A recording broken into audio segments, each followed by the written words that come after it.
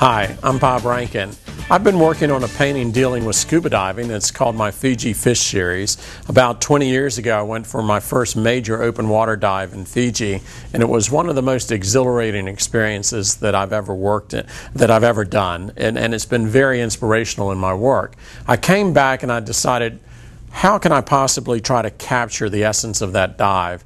The fact that you have this beautiful coral life, you have huge walls, vertical walls of nothing but coral, living coral. And so I started to think, I think I'll first start with a sculpture. That's when I use this modeling paste to build it up that I've shown you in another one of these videos. And then I've come back in and I've showed you how to do this wonderful color blend going from light to dark.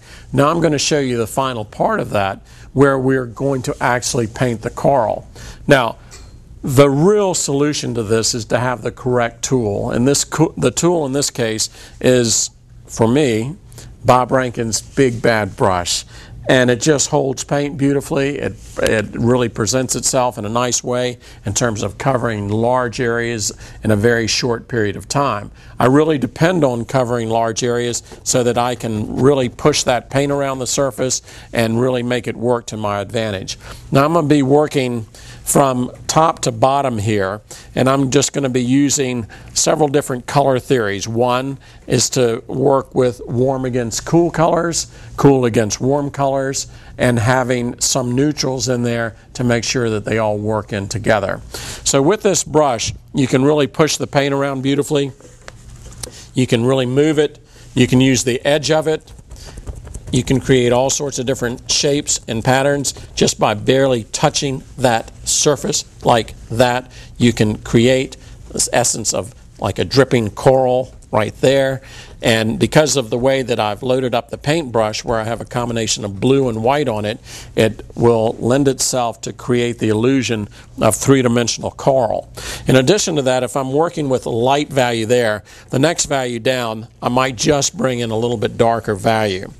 And since I'm working with a lot of coral-like colors, meaning that they're jewel tones, in this case I'm bringing in some of the dioxine purple.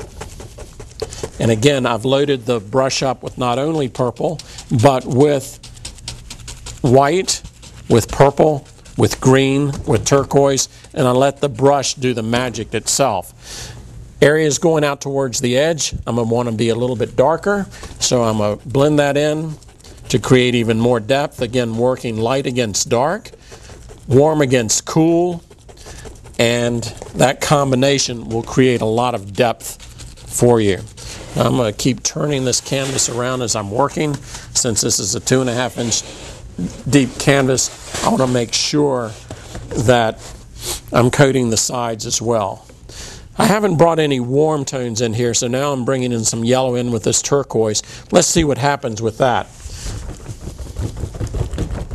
I've got this really cool color for the background, and I want something to respond to that on top of it. So with that, I'm bringing in yellow, I'm bringing in white. I'm going to hit it with just a little bit of this hot pink and see what I can do just by changing the way that I treat the brush. Instead of stroking back and forth, I'm just barely dabbing it. And oftentimes this coral life looks just like that, like it's been dabbed on by a paintbrush.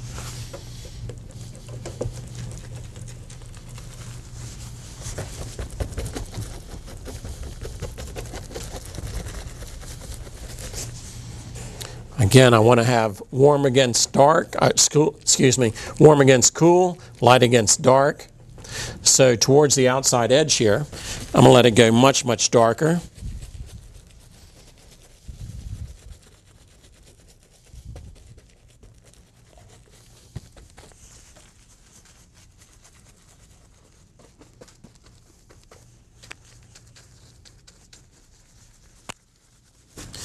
In most canvases, when I'm working from top to bottom.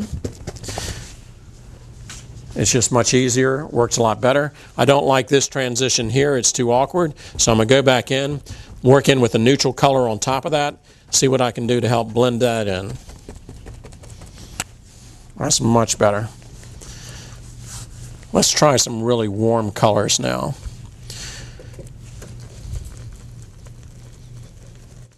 Again, making sure that I have the right amount of water to paint so it's the same consistency.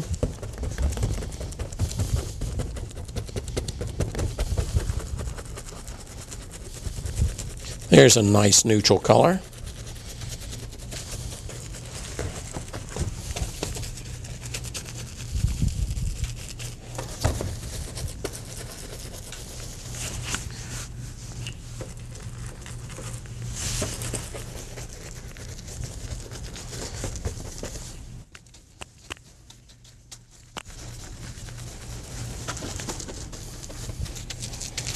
Let's see what happens when we bring some purple in here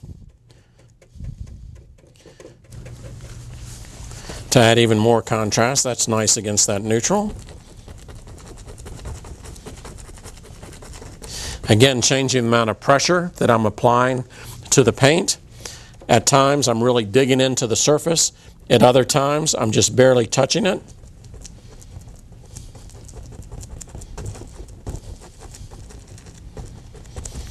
What would happen if we came back in with some hot pink just on the edge of the brush? And here you can see that within that brush, because it's so wide and so substantial, it can hold a lot of paint.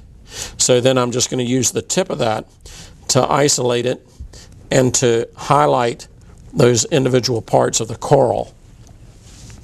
That's starting to work nicely. And then coming back in, always remembering that this is all underwater, so bringing back in and reacting to some of that natural water color.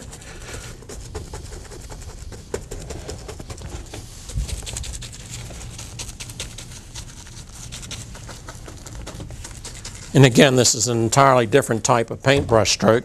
It's more of a dabbing motion. At the top, since the coral is going to be receiving more light, I'm going to bring in some lighter values.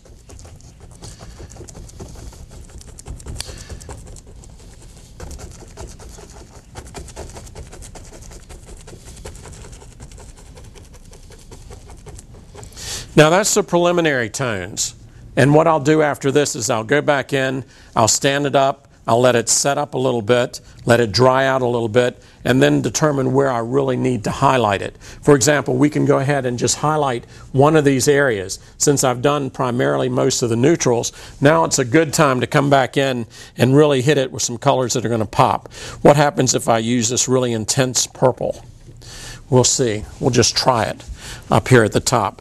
Changing the direction of the brush, create an entirely different texture, surface on it, where I have the lighter value underneath this time, then coming back in with a little bit darker value. And that seems to create a real nice fan coral. This is Bob Rankin. I hope you've enjoyed it. Thanks.